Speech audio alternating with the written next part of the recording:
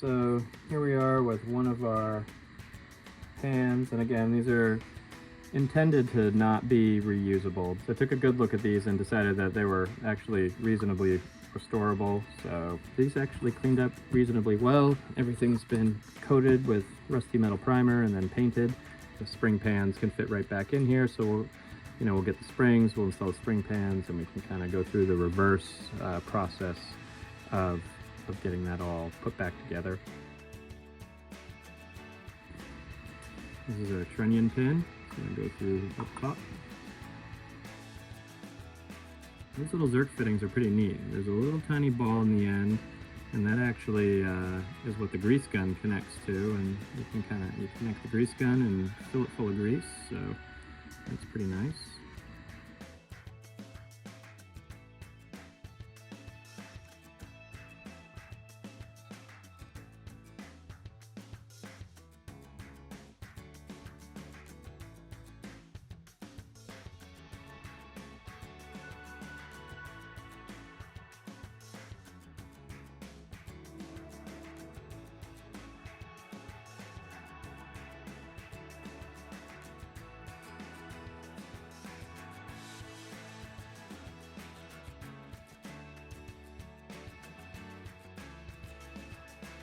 Same deal with this one.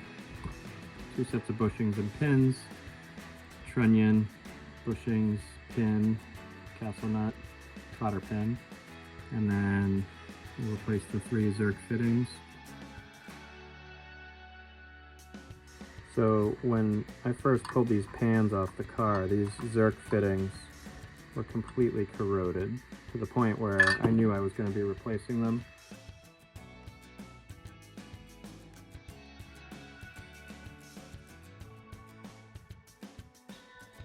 This one actually has the Zerk here at the end as well, so I guess the other one, the Zerk was just missing. This one has the Zerk in the nut.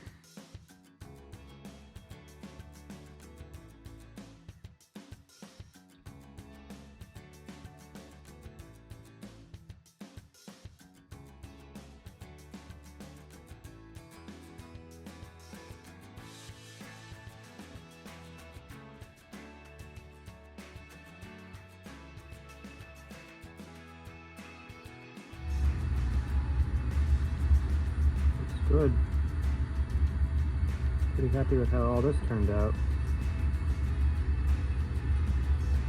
Well, now we can work on installation of this and get it sort of test fit and at some point cinch it up. Alright, we're getting somewhere here. Today we're going to be putting these pans on. Alright, we're going to get started on the installation of the pans. The first thing that I'm actually going to do is I'm going to put the rubber bump stops in. There's a bump stop here, and there's a bump stop that goes in underneath. These bump stops, easy enough to install. In a lot of these old cars, these things get crushed. As a matter of fact, one of these was actually missing altogether, and this shock absorber arm was like floppy and it was banging on this metal. So, at this point, we've got the new shock absorbers ready to go. They're installed, and this little bump stop's just got a little tab on it, and it just kind of squeezes in right here. So, let's see if we can get it without putting any lube on. Yeah, there we go.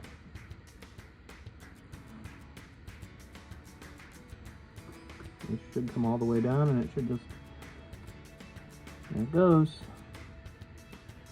Probably hasn't been like that in 30 years. Alright. And these are actually the originals that I've cleaned up because they were in pretty good shape.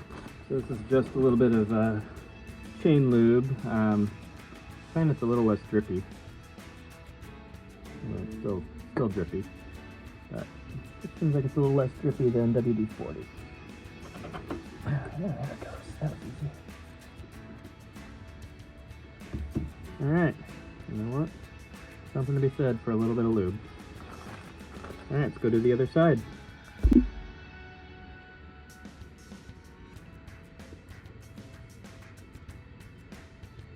Just a little bit to make it slippery.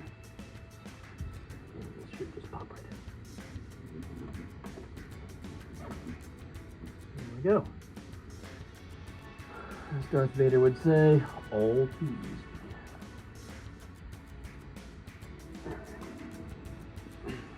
So these pans are gonna go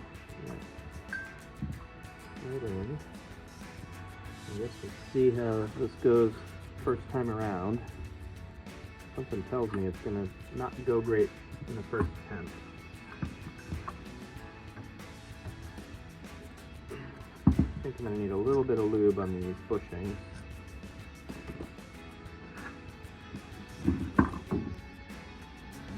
Somewhere. Oh, there it goes. Beautiful. Awesome.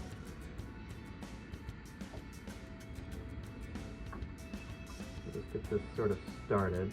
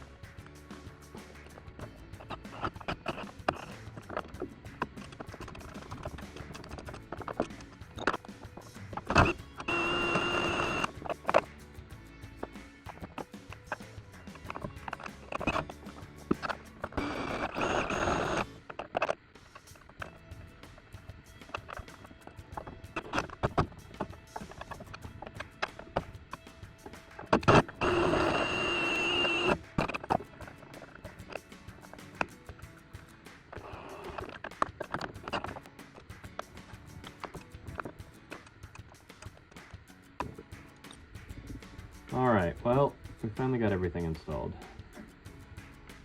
This trunnion pin just didn't want to go in, but finally got that to go.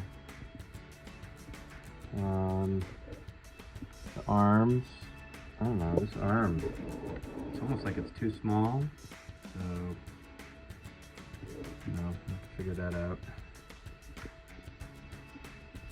Something's weird about it. I don't think I've missed anything, but it's just feels really tight. Maybe that's how it was.